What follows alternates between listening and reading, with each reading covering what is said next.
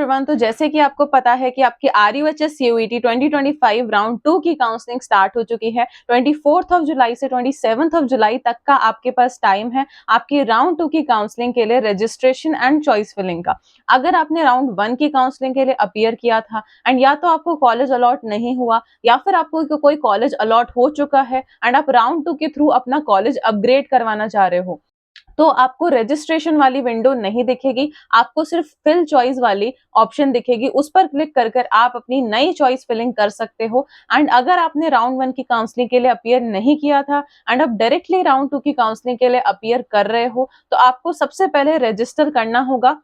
And register पर click करते ही आपको अपना roll number, form number and date of birth enter करना है। एंड देन आपके पास क्रिएट पासवर्ड का ऑप्शन आता है। कुछ डॉक्यूमेंट्स आपको अपने अपने अपलोड करने होते हैं, जैसे कि कास्ट सर्टिफिकेट एंड कुछ बेसिक डिटेल्स जैसे कि name, gender, father name, mother name, ये सब आपको एंटर करना होता है। एंड देन आपके पास सभी कोर्सेज की काउंसलिंग जैसे कि BSc nursing, paramedical and BPT की चॉइस फिलिंग का ऑप्शन आता है। आप पे पर क्लिक करोगे। अगर आपको सिर्फ BSc नर्सिंग की काउंसलिंग करवानी है तो आप BSc नर्सिंग के आगे जो पे का ऑप्शन है उस पर क्लिक करें।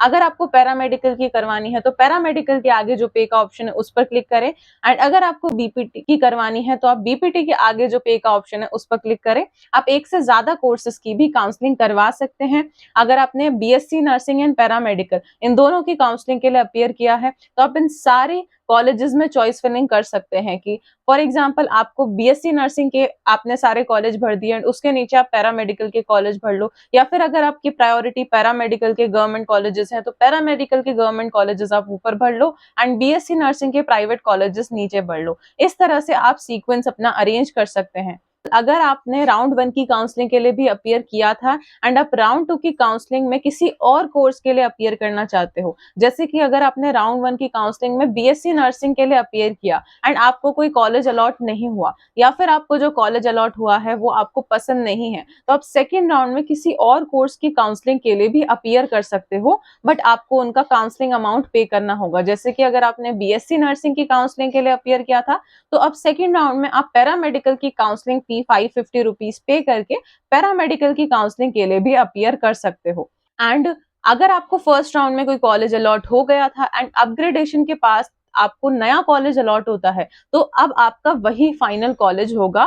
फर्स्ट राउंड वाला कॉलेज अब आप वापस नहीं ले सकते, आपको सेकंड राउंड वाले कॉलेज में ही अपने डॉक्यूमेंट्स लेकर जाना है। फीस आपको दोबारा पे करनी नहीं है। जो आपने फर्स्ट राउंड में आपको जो कॉलेज मिला था उसके DD के थ्रू दूसरे वाले कॉलेज में आपकी फीस चली जाएगी।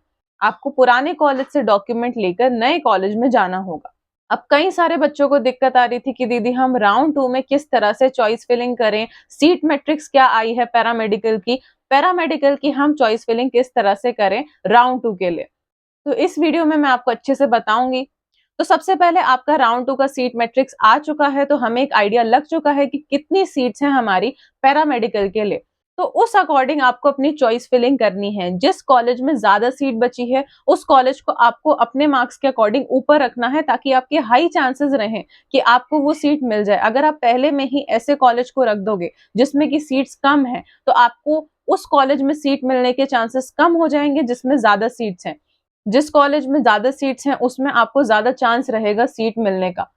तो सबसे ज्यादा आपकी सीट RUHS में है। RUHS में BMLT के लिए 10 सीट्स बची हुई हैं, BRT के लिए 11 सीट्स बची हुई है एंड BOPT के लिए भी 10 सीट्स बची हुई है। तो आपको अपनी चॉइस फिलिंग में सबसे ऊपर RUHS को रखना है। मैं आपको प्रेफरेंस लिस्ट भी बना दूंगी इस वीडियो के एंड में आते आते।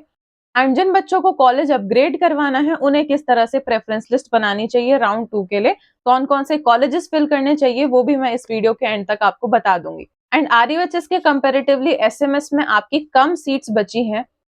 SMS में BMLT के लिए सिर्फ 4 सीट्स बची हैं, BRT के लिए 6 सीट्स बची हैं एंड BOPT के लिए 5 सीट्स बची हैं। तो RUHS के बाद आपको SMS मेडिकल कॉलेज को फिल करना है।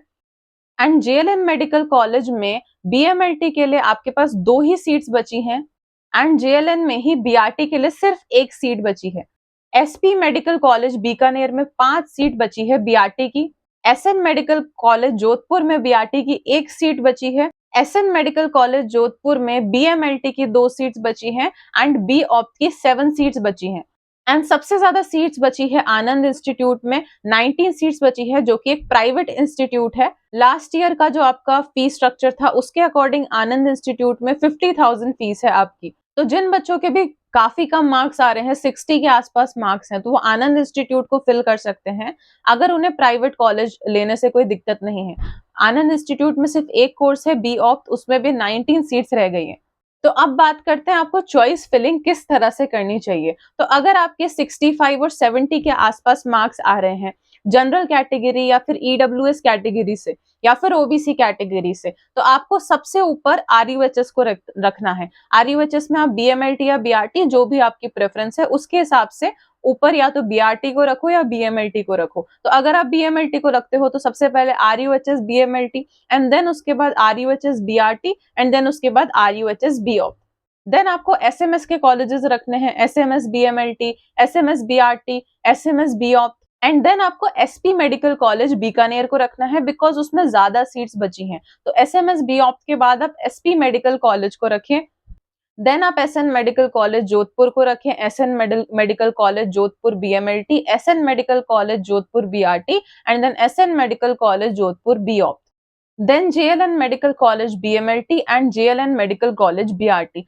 अगर आपके 65 से भी कम मार्क्स हैं तो आप आनंद इंस्टीट्यूट को भी अपनी प्रेफरेंस लिस्ट में कंसिडर कर सकते हो। जेएलएन मेडिकल कॉलेज बीआरटी के बाद आप आनंद इंस्टीट्यूट को रख सकते हो। एंड अगर आपके 70-80 के आसपास मार्क्स आ रहे हैं एंड आप काउंसलिंग सिर्फ कॉलेज अपग्रेड करवाने के लिए करवा रहे हो, तो फॉर एग्जाम्पल अगर आपको आरयूएचएस कॉलेज मिला है तो आप चॉइस फिलिंग में सिर्फ एसएमएस के कॉलेजेस डालो, जैसे कि एसएमएस बीएमएलटी, एसएमएस बीआरटी। सिर्फ 2 चॉइस आपको डालनी है बिकॉज अगर आपको राउंड 2 में कोई और कॉलेज अलॉट हो जाता है तो राउंड 1 वाला कॉलेज आपका डिसमिस हो जाएगा। तो इस तरह से आपको अपनी चॉइस फिलिंग करनी है। एंड कई सारे बच्चे बोल रहे थे कि दीदी एसएमएस में क्लासेस कैसे होती है एंड प्रैक्टिकल ड्यूटीज लगती है क्या, उस पर भी आप एक वीडियो बनाओ। तो जल्द ही मैं कोशिश कर रही हूँ जल्द से जल्द आपके लिए उस पर भी एक वीडियो लेकर आए।